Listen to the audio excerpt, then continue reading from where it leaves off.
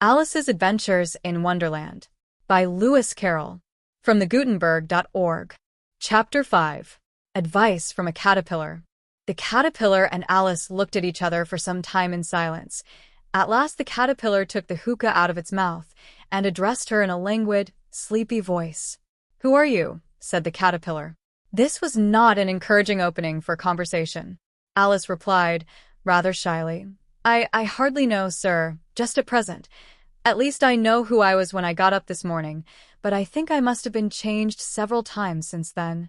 "What do you mean by that?" said the caterpillar sternly. "Explain yourself." "I can't explain myself, I'm afraid, sir," said Alice, "because I'm not myself, you see." "I don't see," said the caterpillar. "I'm afraid I can't put it more clearly," Alice replied very politely, "for I can't understand it myself to begin with, and being so many different sizes in a day is very confusing." "It isn't," said the caterpillar.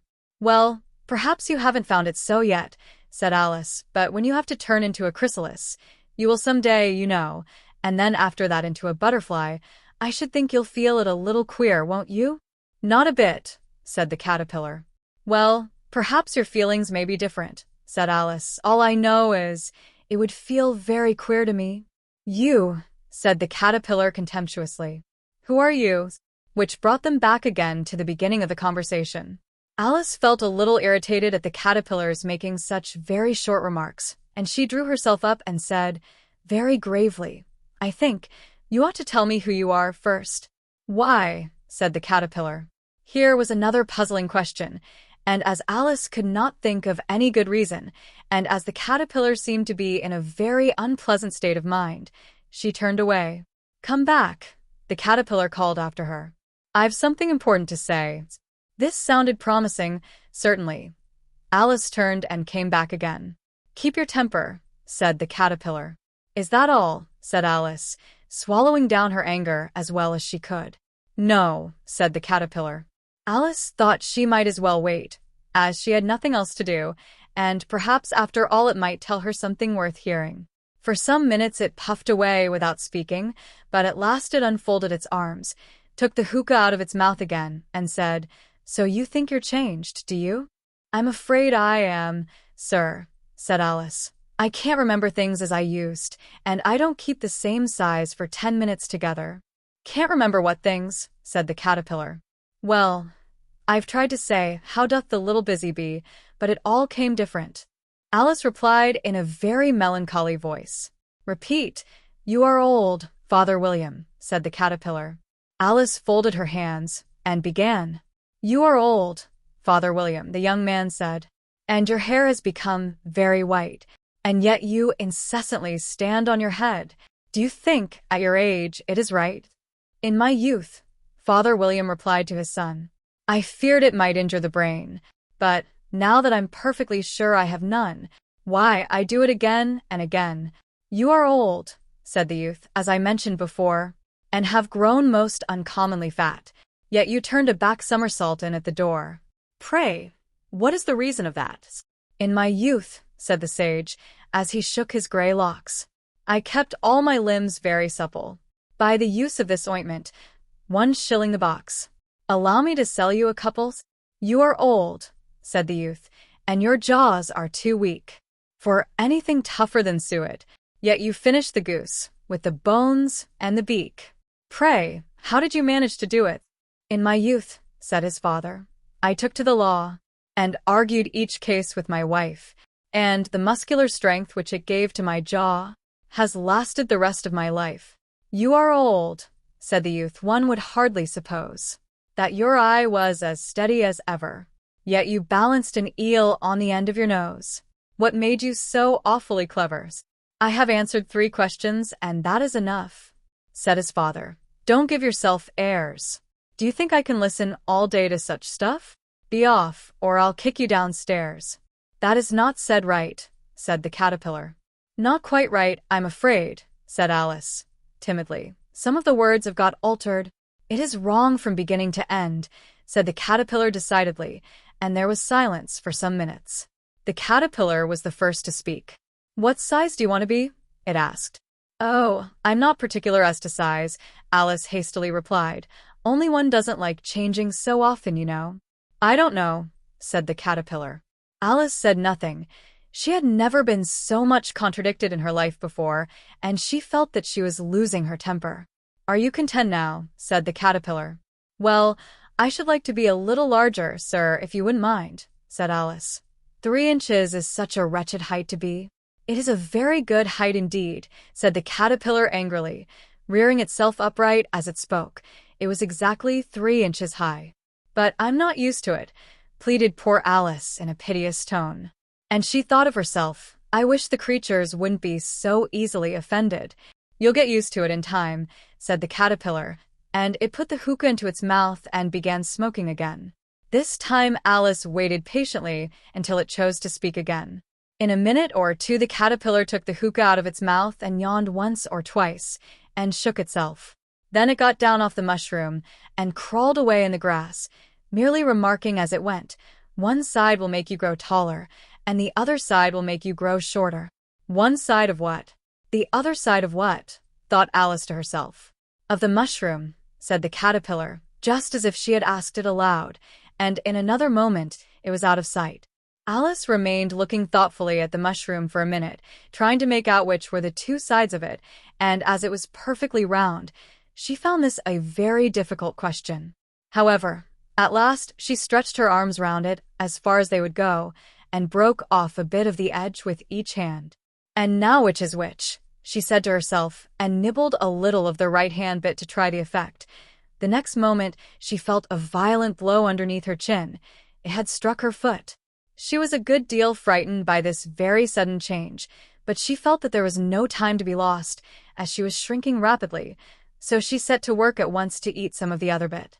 Her chin was pressed so closely against her foot that there was hardly room to open her mouth, but she did it at last, and managed to swallow a morsel of the left-hand bit. Come, my head's free at last, said Alice in a tone of delight, which changed into alarm in another moment, when she found that her shoulders were nowhere to be found. All she could see, when she looked down, was an immense length of neck, which seemed to rise like a stalk out of a sea of green leaves that lay far below her. What can all that green stuff be? Said Alice. And where have my shoulders got to? And oh, my poor hands, how is it I can't see you? She was moving them about as she spoke, but no result seemed to follow, except a little shaking among the distant green leaves. As there seemed to be no chance of getting her hands up to her head, she tried to get her head down to them, and was delighted to find that her neck would bend about easily in any direction, like a serpent. She had just succeeded in curving it down into a graceful zigzag, and was going to dive in among the leaves, which she found to be nothing but the tops of the trees under which she had been wandering, when a sharp hiss made her draw back in a hurry. A large pigeon had flown into her face, and was beating her violently with its wings. "Serpent!" screamed the pigeon. "I'm not a serpent," said Alice indignantly. "Let me alone." "Serpent, I say again," repeated the pigeon, but in a more subdued tone, and added with a kind of sob, "I've tried every way, and nothing seems to suit them." "I haven't the least idea what you're talking about," said Alice. "I've tried the roots of trees, and I've tried banks, and I've tried hedges," the pigeon went on, without attending to her. "But those serpents, there's no pleasing them." Alice was more and more puzzled, but she thought there was no use in saying anything more till the pigeon had finished. "As if it wasn't trouble enough hatching the eggs," said the pigeon, "but I must be on the lookout for serpents night and day. Why, I haven't had a wink of sleep these 3 weeks." "I'm very sorry you've been annoyed," said Alice, who was beginning to see its meaning. "And just as I'd taken the highest tree in the wood," continued the pigeon, raising its voice to a shriek, "and just as I was thinking I should be free of them at last, they must needs come wriggling down from the sky. Ugh, serpent." "But I'm not a serpent, I tell you," said Alice. I'm a... "Well, what are you?" said the pigeon. "I can see you're trying to invent something." I'm a little girl," said Alice, rather doubtfully, as she remembered the number of changes she had gone through that day. "A likely story indeed," said the pigeon in a tone of the deepest contempt. "I've seen a good many little girls in my time, but never one with such a neck as that. No, you're a serpent, and there's no use denying it. I suppose you'll be telling me next that you never tasted an egg. I have tasted eggs, certainly, said Alice, who was a very truthful child, but little girls eat eggs quite as much as serpents do, you know. I don't believe it, said the pigeon, but if they do, why then they're a kind of serpent. That's all I can say. This was such a new idea to Alice that she was quite silent for a minute or two, which gave the pigeon the opportunity of adding, "You're looking for eggs. I know that well enough. And what does it matter to me whether you're a little girl or a serpent?" "It matters a good deal to me," said Alice hastily, "but I'm not looking for eggs as it happens, and if I was, I shouldn't want yours. I don't like them raw." "Well, be off then," said the pigeon in a sulky tone, as it settled down again into its nest. Alice crouched down among the trees as well as she could, for her neck kept getting entangled among the branches, and every now and then she had to stop and untwist it. After a while she remembered that she still held the pieces of mushroom in her hands, and she set to work very carefully, nibbling first at one and then at the other, and growing sometimes taller and sometimes shorter until she had succeeded in bringing herself down to her usual height. It was so long since she had been anything near the right size that it felt quite strange at first, but she got used to it in a few minutes and began talking to herself as usual. "Come, there's half my plan done now. How puzzling all these changes are. I'm never sure what I'm going to be from one minute to another. However, I've got back to my right size. The next thing is to get into that beautiful garden. How is that to be done, I wonder?" As she said this, she came suddenly upon an open place with a little house in it about 4 feet high. "Whoever lives there," thought Alice, "it'll never do to come upon them this size. Why, I should frighten them out of their wits." So she began nibbling at the right-hand bit again, and did not venture to go near the house till she had brought herself down to 9 inches high.